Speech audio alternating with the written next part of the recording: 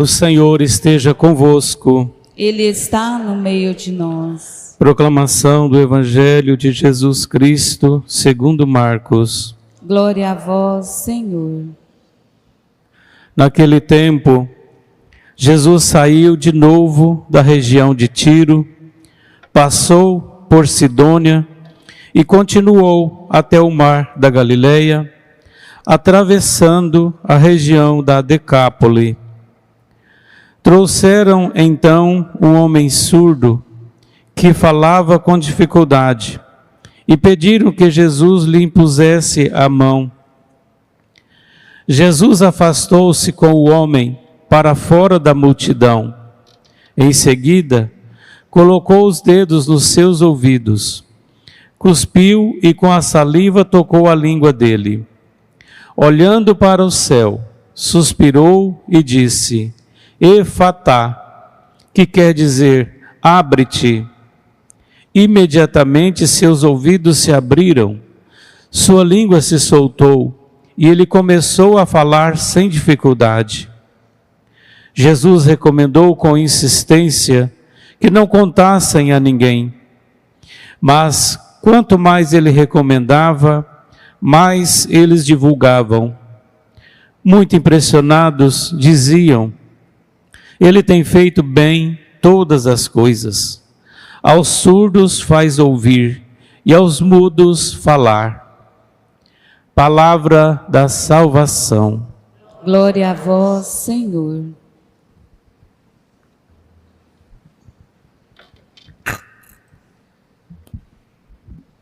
Caríssimos irmãos e irmãs, também que nos acompanham pelas redes sociais. Então, hoje no livro de Reis começa já o conflito entre Jeroboão e Salomão, que depois vai continuar com seu filho Roboão, para cumprir a profecia que Deus fez a Salomão. Salomão abriu o coração a ídolos e Deus disse que ia puni-lo, rachando o seu reino. E na verdade a gente vai ver depois que realmente a profecia se cumpre, né? 10 reinos vão para o reino de Israel, que a capital é Samaria, o reino do norte. Desculpa, reino do norte. E depois Roboão, filho de Salomão, fica com o reino do sul, com duas tribos, Judá e Benjamim. Ou seja, cuidado para não deixar o coração ser contaminado, né, por paixões que podem levar à idolatria, desviar o caminho, porque isso existe. Há consequências. Há consequências. Nossos atos, ações, sempre damos brecha ao demônio. E no Evangelho, uma cura de um surdo mudo, que tem várias conotações, tanto a nível também humano ou espiritual. Primeiro, nós sabemos que Jesus tira o homem de fora da multidão. Aqui tem, por exemplo, alguns padres da igreja falam que o mundo é confuso, que o mundo te tira, te dispersa, o barulho. Então, é importante sair, né? Sair do meio da confusão. Por isso que é importante a participação na igreja. Sair um pouco daquele peso, daquele monte de coisa para fazer. Todo cristão bom, que se preze, deve se afastar do meio da confusão do povo, da bagunça, para ter um encontro com Jesus.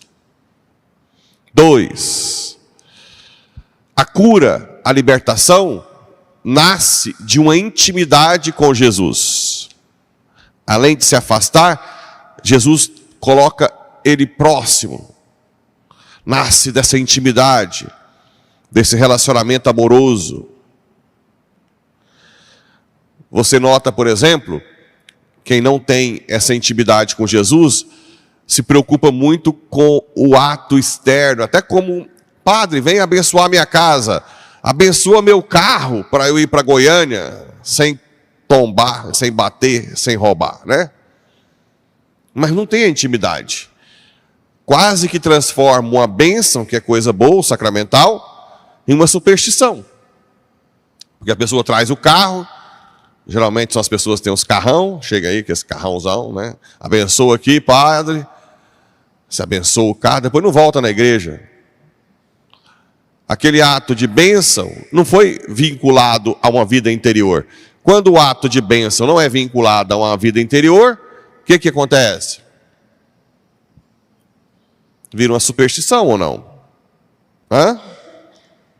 Concorda ou discorda? Está tendo mais fé? Seria mais ou menos, eu fiz o papel mais ou menos do benzedor. Pega os raminhos, né? Faz quatinho, pega o quatro, os trevinhos lá. Confia naquele ato. Não é uma confiança em Deus, porque se fosse em Deus, deveria vincular a vida de oração. Como o testemunho da cura com as rosas de Nossa Senhora de Fátima, do menino lá que estava com a criança que estava antes com problema cardíaco, ia nascer com problema cardíaco, né? Não é isso? E aí começaram a fazer o chá das flores. Mas junto com o chá, rezava o rosário. Aí depois foi fazer o exame de novo, não tinha mais nada, né? Aí sim, você vincula, porque senão vira uma superstição das rosas. Então sempre tem que ter essa intimidade com Jesus. Jesus cuspiu com a saliva e tocou a língua. A saliva no mundo antigo é sabedoria, né? E depois olhou para o céu e disse, suspirou e disse, Éfatá, abre-te. E tocou os ouvidos. E os ouvidos abriram e a língua soltou. Bem, aqui também os padres da igreja falam que o olhar para o céu e o toque são as duas naturezas de Cristo. O olhar a humana, que pede ao Pai, e o toque a divina. Outra avaliação dos padres da igreja, que para que você fale bem, para edificar o mundo, você precisa ouvir a palavra. Então, para que fale coisas edificantes, que realmente eleva a sua família, eleva a sociedade, você tem que ouvir, né? Ouvir. A fé vem pelos ouvidos. Documento Lumen Fidei. Ex audito. Por isso que eu tenho falado para os vocacionados, que fica botando na balança. Eu gosto de ser padre por causa da missa, de vestir as... Ah, mas eu gosto de ser pai porque eu gosto de esposa. Não, mas eu também gosto de confessar, parece. Não, mas eu também gosto de ter filho. Não. Vocação não é isso. Eu não vim ser padre porque eu gostava de alguma coisa, não. Eu vim ser padre por quê? Por quê? Ouvi. O chamado é ex audito. Vem do ouvido. Doutor Pablo. Basta. Larga e vai. Eu te quero agora, padre. Sai da sua terra. Não dá tempo de você ficar, mas eu gosto da minha Pajero Dakar. Eu gosto do dinheirinho no final do dia. Né? Eu gosto das minhas viagens internacionais. Eu gosto de tudo. Não tem isso. Sai. Vai. Ex audito. Todos os dias eu ia à missa e antes de atender eu rezava o rosário.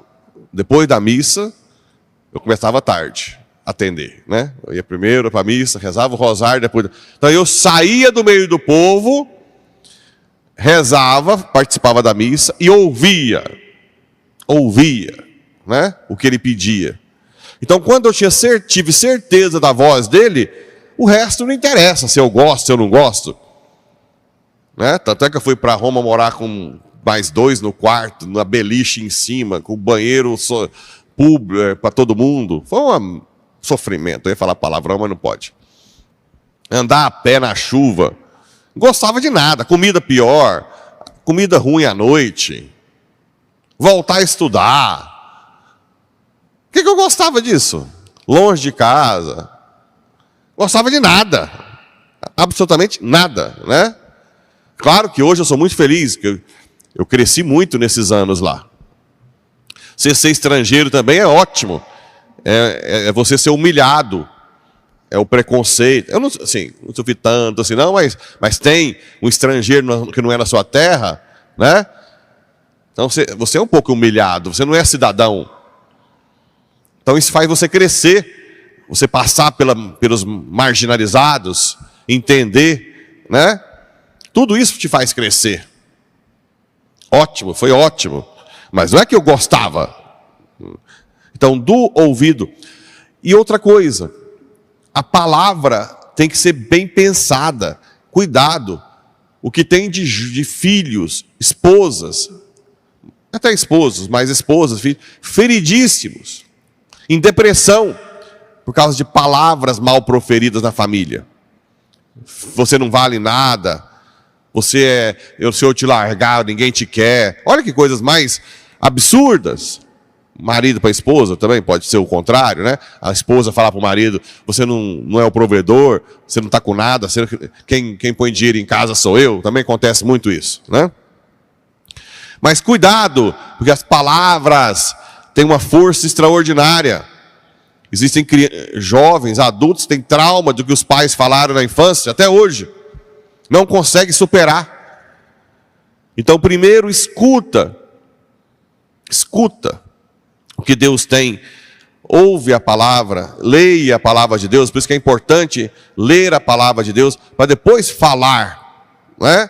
Nós temos que ter consciência que a palavra tem poder. Uma palavra pode converter alguém, né? Uma palavra pode converter, ou uma palavra pode ferir para sempre, né? E o que mais que lembra? Vamos ver se vocês... O que mais que lembra? Palavra com sinais, saliva, toque. O que isso lembra? Um sinal que gera uma ação sobrenatural. Sacramento, não é? Sacramento não tem um sinal, a água, eu te batizo, não tem? E aí é um sinal eficaz da graça. Tem um sinal que gera uma graça. Também aqui é uma prefiguração já de um sacramento, que é a continuação de Cristo na história.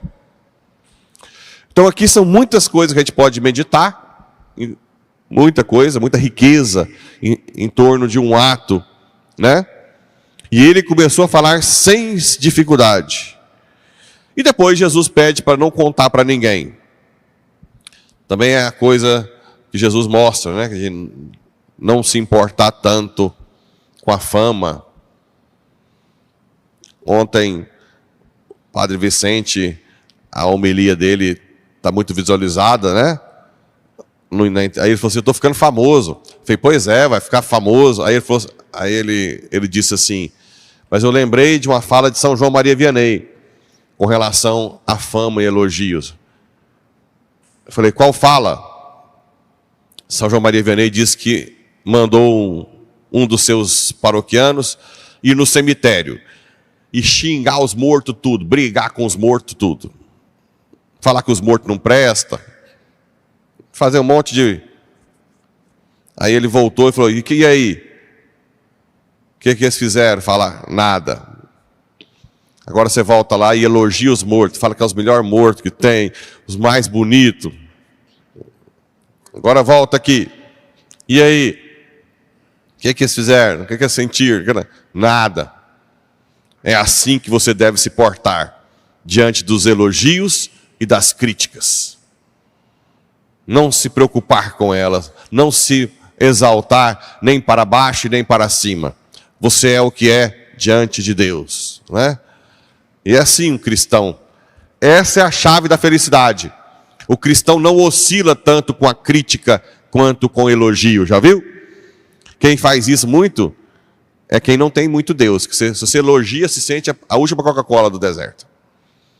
Se critica, entra em depressão. Né? Essa oscilação é que tira a paz. A paz verdadeira é aquela que você é firme, porque você escuta a palavra de Deus e a põe em prática. E não interessa se te elogiam, se te criticam. Você segue o caminho com o olhar no Senhor. Que Nossa Senhora nos dê essa graça, de cada vez mais oscilar menos, com críticas e elogios. Se você está aí feridinho, né? Porque ouviu uma coisa horrível, vem aqui para Jesus e fala: Senhor, eu sou o que sou diante de Ti. Me dá essa consciência. E logo, logo a paz vai voltar. Que Deus nos ajude. Que Nossa Senhora nos conduza. Assim seja. Amém.